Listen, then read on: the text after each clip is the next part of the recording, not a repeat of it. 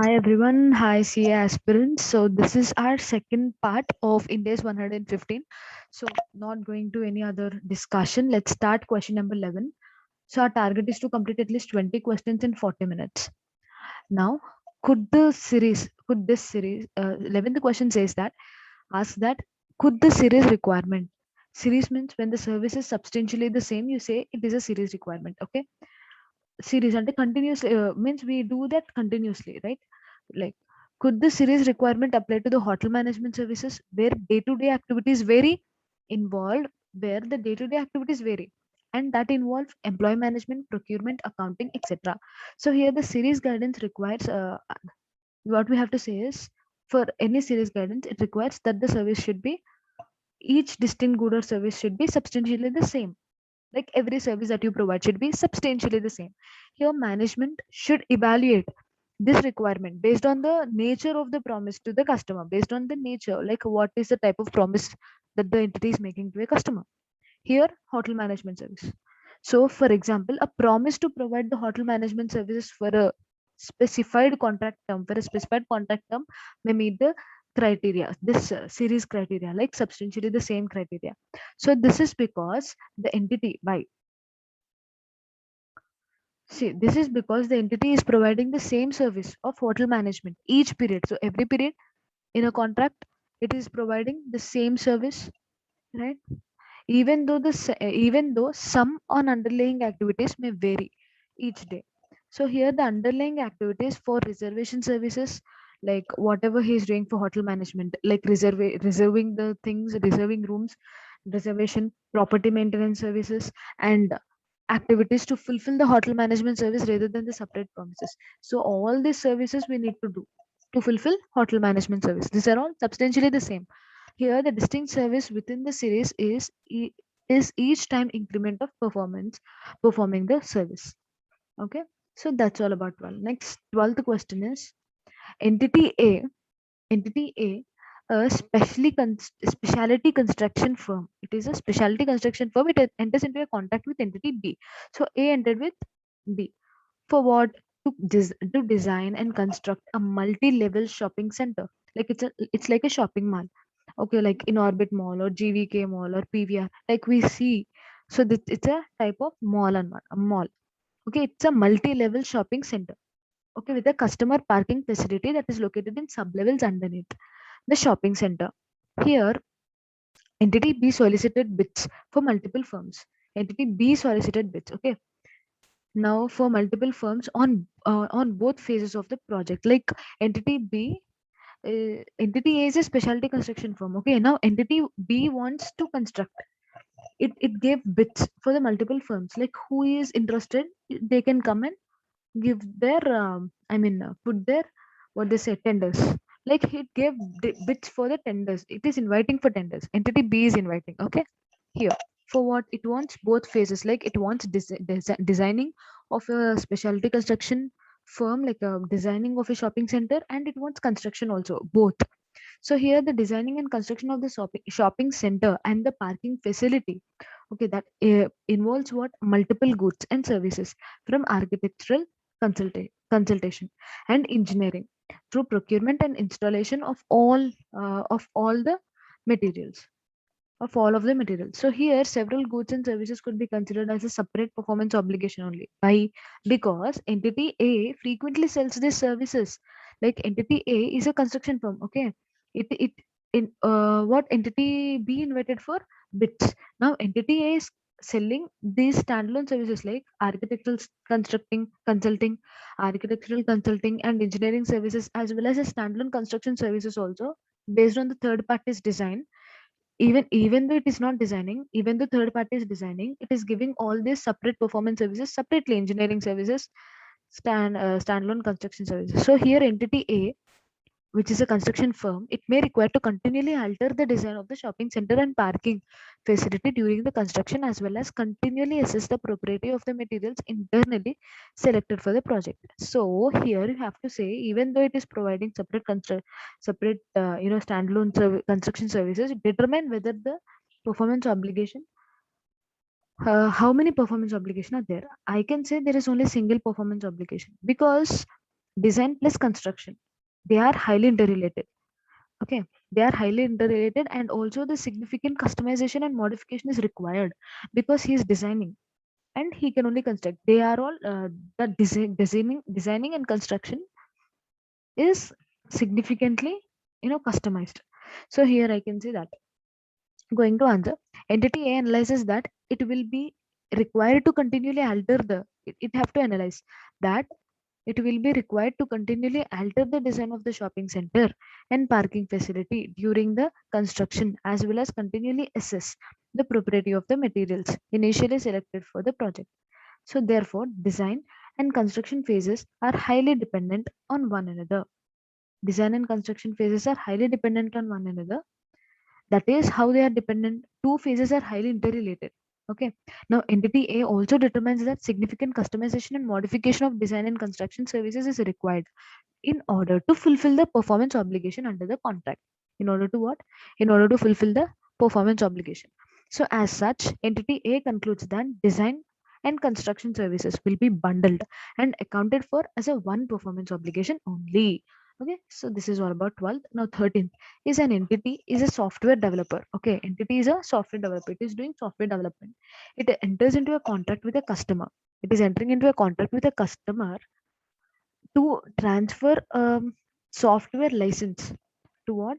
Transfer a software license, perform an installation software, and provide an unspecified software updates as well. See here, first what he have to do, he have to give the software license. Second, he have to install the service, and third, he should also give the software updates and technical support also. So fourth is technical support also. So here you can say they are distinct. Four services are different. Here, the installation service includes the changing of the web screen of for each type of user. For example, for marketing, inventory technology, they have to information technology, they have to use separate web screens. Here, the installation service is routine only. That can be performed by other entities also. Other entities also can perform this installation service, and it does not significantly modify the software. And here the software remains functional without the updates, and the technical support also it is remaining functional. So here determine how many performance obligations that the entity have. How many are there?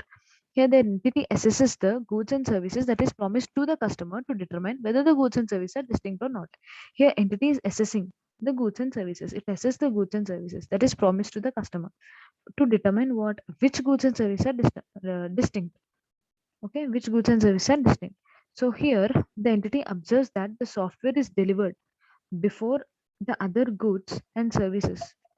Here the software is delivered before the other goods and services and remains functional without the updates and the technical support.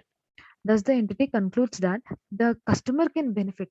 So here, whatever the software is there, entity is observing that the software can be delivered before the other goods, and this software will be functional. This software will remain functional without any updates and technical support. It keeps on being functional. Okay, so thus the entity concludes that this. So here the entity is concluding that the customer can benefit from each of the goods and services either on its own. So here you can say whatever I said, like software license providing, installation service, software updates, and technical, all these things. Okay, here the customer, here the entity is concluding that the customer can benefit from each of the goods and services either on its own or together with the other goods and services that are readily available in the market. So here the entity also considers the factors of Ind AS 115, and it also determines that the promise to transfer each good and service to the customer is separately identifiable. What is separately identifiable from each of the other promises. In particular, the entity observes that the installation service does not significantly modify or customize the software itself. And as such, the software and the installation service are separate outputs that is promised by the entity inputs that is used, instead of inputs that is used to produce a combined output. So you can say on the basis of all this assessment, the entity identifies four performance obligations are there. What are the four performance obligations? First is software license, second installation service, third software updates, and fourth is technical support.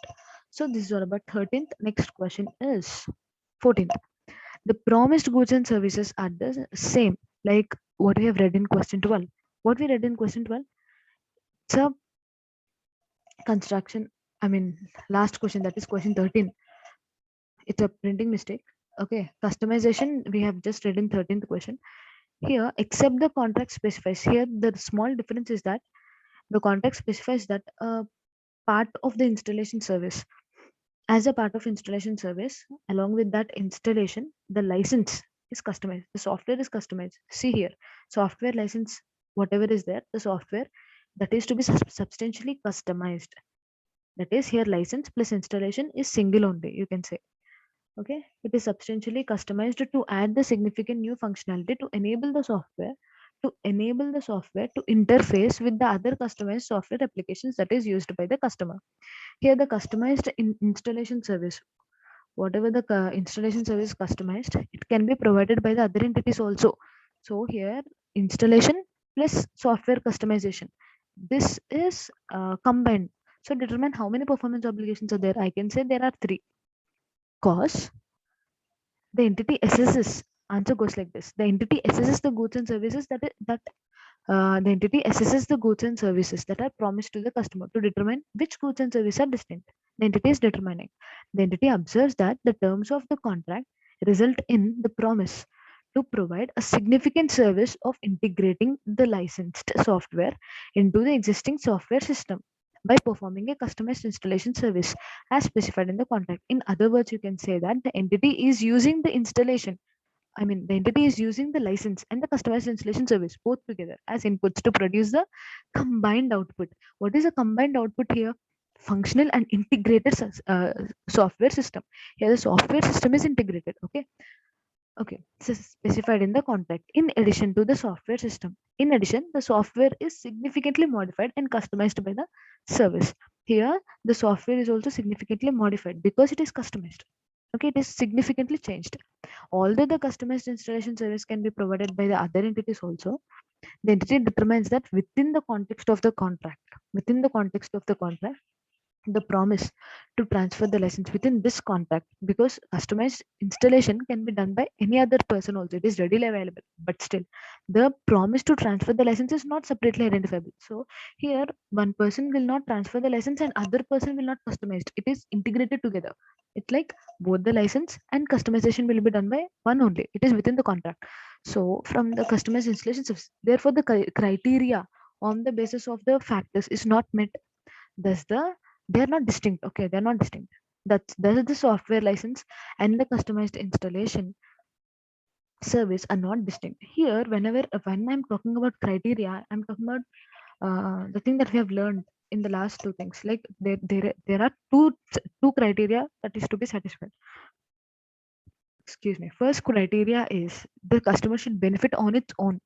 Okay, with the other readily available resources, like customer should benefit from the good or services either on its own or together with the other resources that are readily available to the customer. And second criteria to be satisfied is entities promise to transfer the good or services to the customer is separately identifiable. Means the promise to transfer should be separately identifiable. So here customized installation is not separately identifiable, they're not distinct. Okay, and customization separately and installation separately is not readily available in the market. So here the entity concludes that the software updates and technical support are distinct. Updates and technical support are distinct because software is functional without updates and technical support as well. So this is because the customer can benefit from the updates and technical support either on its own or together with the other goods and services that are available, that are readily available. Okay, and because the promise to transfer the software updates and the technical support to the customer are separately identifiable from each of the other promises. So on the basis of this assessment, the entity identifies three performance obligations in the contract for the following goods and services. What are the three? First one is customized installation service, that is, it includes software license, like you're customizing software license itself, customizing the software license and installing the same, it's both together. And second, software updates, and third is technical support. There are three performance obligations. Next goes like this. Question number 15. Here there is a cable company. A cable company is providing a television services for a fixed rate of 800 per month for a period of 3 years. It is providing 800 fixed rate of 1800 per month, 800 per month for 3 years Okay, 3 years, 800 it is providing. Now here cable service is satisfied over time because as in when you view it, it is expired. The day is done. I mean that day cable service is done.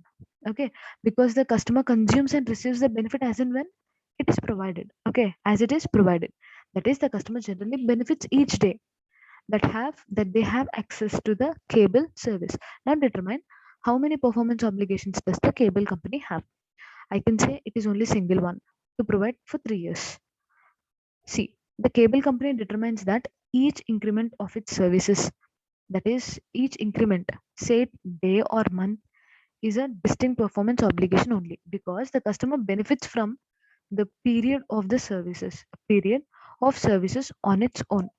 Additionally, each increment of service is separately identifiable from those preceding the following. That is, each increment of service, that is, one service period does not significantly affect, modify, or customize another. Therefore, it can be concluded here that its contract with the customer is a single performance obligation. What can be concluded?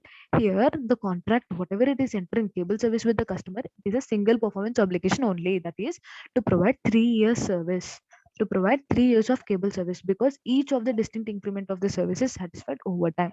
Also, you can say that cable company uses the same measure of progress to recognize the revenue on its cable TV service also. Cable TV service regardless of the contract's time period. Next question, 16th. So let's go this. Let's go to 16th question. Here the customer is buying a new data connection. Like it is taking some data connection from the telecom entity. It is taking a data connection from a telecom entity. Okay, first thing, it is taking a data card. Second, it pays one-time registration activation fees also. Okay, one-time activation fees at the time of purchase of a new connection. So remember, next second, what he does, the customer will be charged based on the usage of the data services of the connection on a monthly basis. The customer will be charged. So are the performance obligations under the contract distinct? No, they are not separate. How can you say that here data card plus data services plus registration plus activation? You can say all this thing is a single performance obligation only. Let's go to the answer. All by selling a new connection. Who is selling a new connection? Here, entity is selling a new connection. Customer is buying. By selling a new connection, the entity is promising the supply of. It is selling a connection altogether. Here, connection is having everything. Like you need to register. You will get the data card, data services, and activation. It when it is activated, you will get the data in your mobile or a laptop or something. So here by selling a new connection, the entity promises to supply data services to the customer. Here the customer may not be able to benefit from just buying a data card and data services from third party. Here the activity of registering and activating the connection is not a service to the customer and therefore does not represent a satisfaction of performance obligation. It is not a separate service, so it is not a separate performance obligation. Here, entity's obligation is what it is to provide a data service completely, and hence activation is not a separate obligation. Just by giving data services without activating, it's of no use. So, data service and activation is single performance obligation. It's not a separate performance obligation. Going to next question, 17th. In this, XYZ Limited is entering into a contract with the customer. He's entering into it's a company, okay? XYZ Limited is a company. It is entering into a contract with the customer for what? For to build a sophisticated machinery. To build a sophisticated machinery. And here the promise to transfer the asset. The promise to transfer the asset. It is for the consideration of 2.5 crore. But here the amount will be reduced or increased depending upon the timing of completion of the contract, depending upon when the contract will be completed. At that point of time, your amount will be reduced or increased. Specifically for each day after 31st March, the asset is incomplete. The purchase consideration, promise consideration also will be reduced by 1 lakh. For every 1 day, 1 lakh reduced. For every 1 day increase, 1 lakh will be reduced. For each day before 31st March that you have completed the asset before, the promise consideration will be increased by 1 lakh each. So here it's like that. So in addition, upon the completion of the asset, upon completion of the asset, third party will come. He will give a rating based on some metrics and matter. Then if the asset receives a specified rating like 5-star rating or gold star rating or something, then the entity will be entitled for an incentive, that is bonus of 15 lakhs, right? Now what is a transaction price here? So I can say here, whenever you have many outcomes, like more than 1 lakh, you'll get more 1 lakh more. When you'll get 1 lakh more for every 1 day increase, you'll get 1 lakh more. It may be 2 days increase, 3 days increase. You have many outcomes to come. Then you'll use expected value method. There are two types of methods, like expected value method, most likely method. First, if you have many outcomes, expected value method. You should just go on probability. Here, if you have most two outcomes, only two outcomes, that is, you'll get bonus or you'll not get bonus. Either you'll get 15 lakhs or you'll get nil. There are no many options for you. So in that case, when you're having only two outcomes, you will use most likely method, most likely amount. Okay, you'll use. So here answer goes like this. In determining the transaction price, while determining the transaction price, the entity prepares a separate estimate for each element of the variable consideration to which the entity will be entitled, using the estimation methods described in Ind AS 115. How it goes: the entity decides to use the expected value method. What the entity is using here? Expected value method to estimate the variable consideration associated with the daily penalty. So first, as I said, as you have many outcomes, so entity is using expected value method. Okay, that is associated with daily penalty or incentive. Like daily penalty or incentive, you don't know how many days you'll be before or how many days you'll lag behind. So it's like that. 2.5 lakh plus or minus 1 lakh per day, you need to calculate. You have many outcomes. So this is because it is a method that the entity expects to better predict the amount. So this is the method you can expect to better predict the amount of consideration to which it will be entitled. And the second one is, the entity decides to use the most likely amount to estimate. The entity is deciding to use the most likely amount. Like, you have only two outcomes. So you use most likely, what will be the, you know, um, most likely what might be, either you're getting bonus or you're getting nil, you're getting nothing. So this is only two possible outcomes, either 15 lakhs or nil. And this is a method that the entity is expecting to better predict the amount of consideration to which it will be entitled. So next question goes like this. Question number 18. Here, AST Limited is entering into a contract with the customer to build a manufacturing facility. For what? Manufacturing facility. Here, the entity is determining that the contract contains one performance obligation satisfied over time. That is, you're building a manufacturing facility. Here, the construction is scheduled to be completed when at the end of 36th month for the agreed upon price of 25 crores. So first transaction is 25 crores. If it is completed by 36th month, you'll get 25 crores. That is for sure. That is for sure. And next, the entity has an opportunity. It is having an opportunity to earn a performance bonus for early completion as follows. Like if you complete it before, 36th month, by the end of 36th month, however, you'll get 25 crores, and you're also getting bonus, like 15% bonus. If you complete it by 30th month only, like before 6 months, if you complete, you'll get 15% bonus, and it is 25% likelihood that you'll complete it, and it is 40% likely that you will earn 10% of bonus if you complete it by 32nd month. Okay, 32nd month, sorry. If you complete it before 4 months, you'll get 10% bonus, and you're 40% likely about it. And next is 5% bonus if it is completed by 34th month. Okay, 34th month, if you complete, then you'll get only 5% bonus, and the likely is, its likely probability is only 15%. Now here, the addition of the potential performance bonus, how is it adding on the addition to the potential performance bonus for early completion. In addition to this, AST Limited is entitled to a quality bonus also. So, in addition to above expected value method that you will use for the performance bonus, second thing, you are having quality bonus. Here, you'll get 2 crore or nil. Okay, some inspector will assign some rating, gold star rating, then you'll get 2 crore or nil. So here you have to determine the transaction price, the same thing I could say. That is, you use either of the two methods. One is expected value method for when you have three different outcomes, see 15% bonus, 20%, 25% likelihood, 40%. You have more than two outcomes, then you will use expected value method. Two outcomes, you use most likely method. So here, in determining the transaction price, AST Limited separately estimates the variable consideration for each element of variability. What is each element of variability? Early completion bonus, okay, and quality bonus. First, you'll have early completion bonus and quality bonus. You'll use separate method, like most likely method. Here, AST Limited decides to use the expected value method to estimate the variable consideration that is associated with the early completion bonus, because there is a range of possible outcomes and the entity has the experience with the large number of similar contracts. Okay, with the large number of similar contracts, the entity is having what?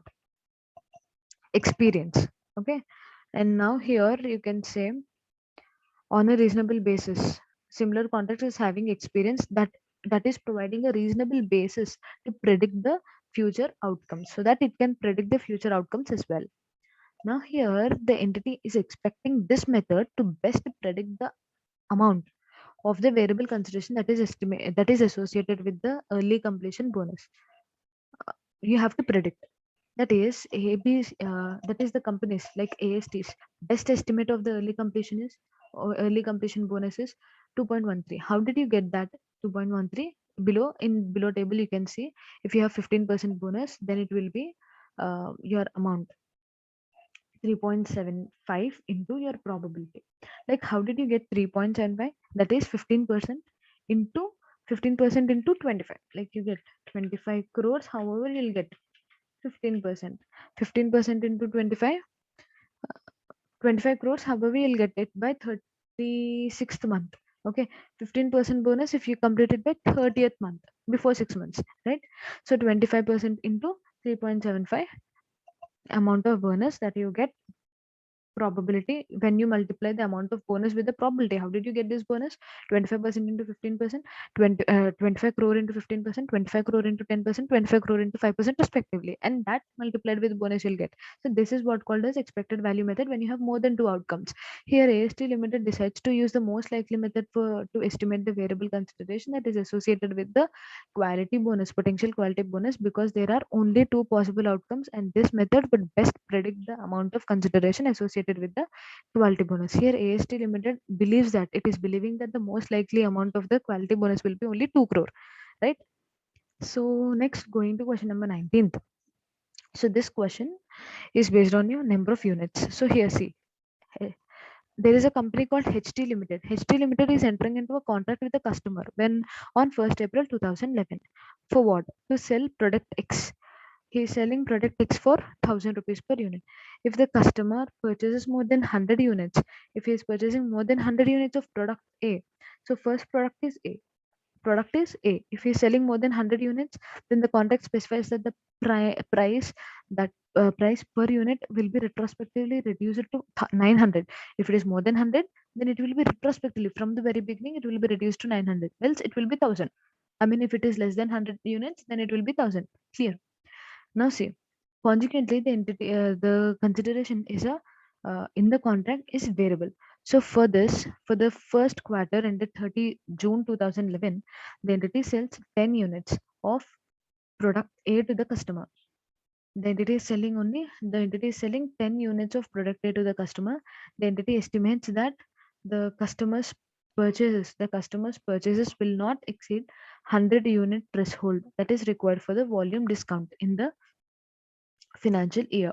Hence, here HT Limited, whatever HT Limited is there, like who entered into a contract with the customer, that HT Limited determines that it has a significant experience with this product.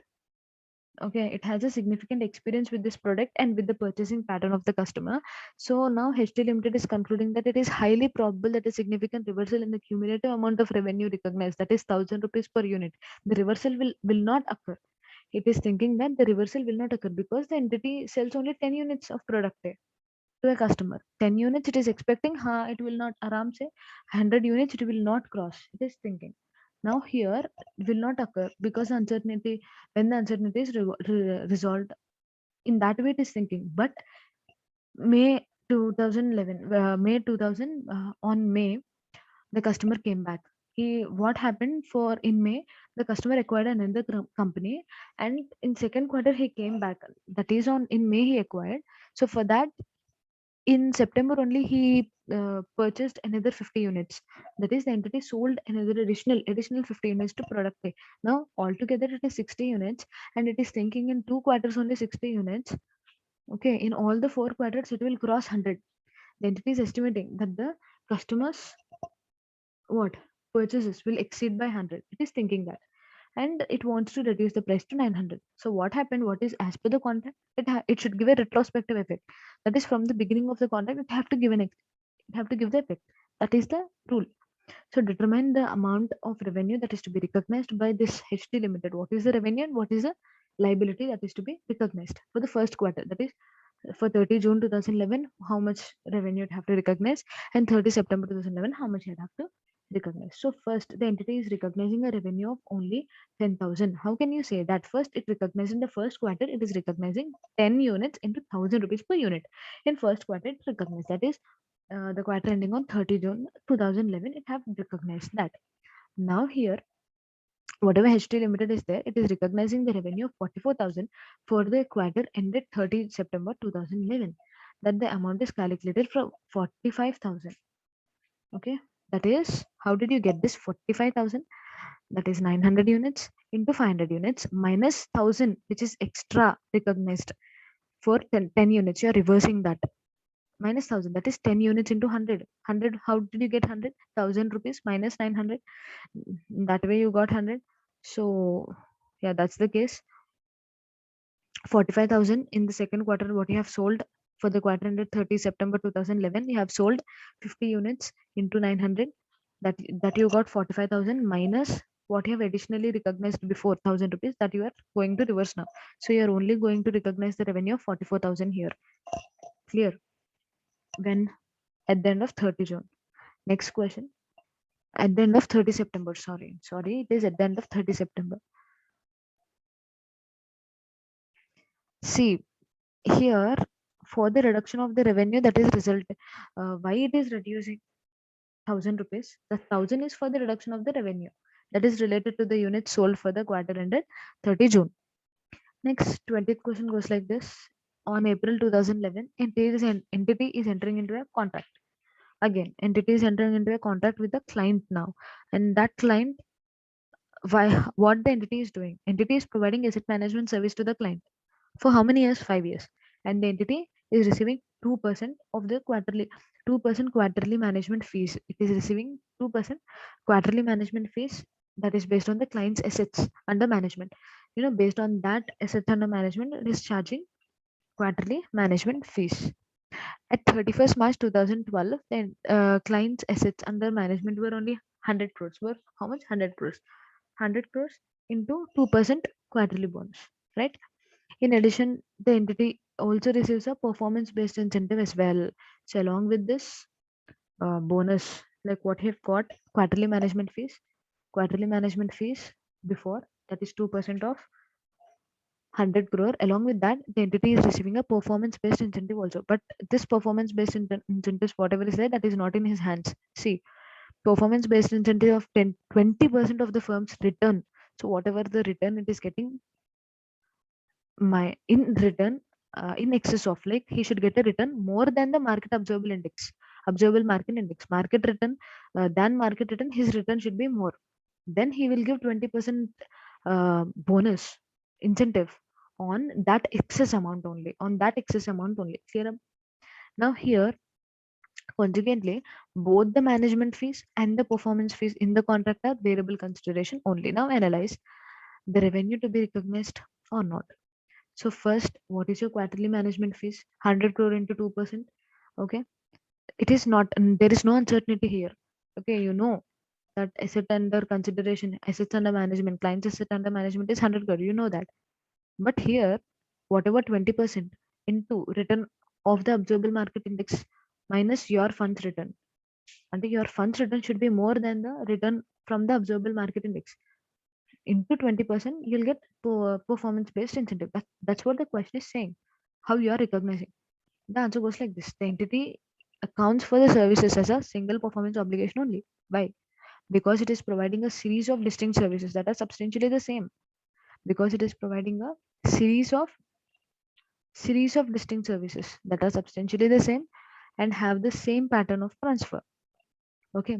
Here, the services transfer to the customer over time and use the same method to measure the progress. What is that method? Use the same method, that is the time based measure of progress. He is measuring it in time based measure, right? Yeah, because here see, the entity is receiving 2% of quarterly management fees based on the client's asset management at the end of the quarter. That is a time based measurement. Here, the entity observes that the promised consideration is dependent on the market. Where here, second promised consideration, whatever is there, it is dependent on the market, and that dependence is highly suspectable. That is highly suspectable to the factors outside the entity's influence. So, in addition to that, the entity's incentive fees has a large number and broad range of possible consideration amounts. Excuse me. The entity also observes that although it has a similar experience with a similar contract, experience is only little predictive. The experience is not that it can predict the market. No one can predict the market. It's like it is having an experience, but that experience is predictive. Experience is of little predictive value in determining the future performance of the market. Okay, it's like it's highly predictive. Here, therefore, the contract at the contract inception, what happened? The entity cannot conclude what it cannot conclude, that it is highly probable that a significant reversal of the cumulative amount of revenue recognized will not occur if the entity included its estimate of management fees or incentive fees in the transaction price. Here, at each reporting date, the entity updates its estimate. The entity is updating its estimate of transaction price. Consequently, at the end of each quarter, the entity concludes that it can include in the transaction price the actual amount of quarterly management fees. It can definitely include the actual amount of quarterly management fees because here there is no uncertainty, because the uncertainty is resolved. However, the entity concludes that it cannot include its estimate of the incentive fees in the transaction price on those dates. Why? This is because there has been there has not been a change in the assessment from the contract inception. Here, the variability of the significant reversal in the cumulative amount of revenue recognized will not occur if the entity included its estimate of the incentive fees in the contract in the transaction price. Also, at 31st March 2012, the client's assets under management are 100 crore. What are the client's assets under management? They are 100 crore. Therefore, the resulting quarterly management fees and the transaction price is 2 crore. That is 100 crore into 2%. It's that simple. Next, at the end of the quarter, goes into 2%. It's that simple. It's here. And at the end of the quarter, the entity is also allocating the quarterly management fees to the distinct services provided during that quarter. So this is because the fee relates specifically to the entity's efforts to transfer the services for that quarter, which are distinct from the services that is provided in the other quarters. So here, how much the entity is recognizing? Only 2 crores as revenue. 2 crores as revenue for the quarter ended 31st March 2012. So it's like that. So going forward, so we have completed 10 questions, and also I think we have completed 40 minutes of time. So I think it's better to do 10 questions in every video so that we can wind up 70 questions in 7 videos. I mean, we have 79 questions, but still we'll try to do it more faster in the coming videos. Hope you have liked it. So share with your CA aspirants, who wanted revision from ICAI material, because the content what ICAI actually needed is from the material itself. So make sure that you are using it for the fullest. Okay, thank you. And stay tuned for the upcoming videos.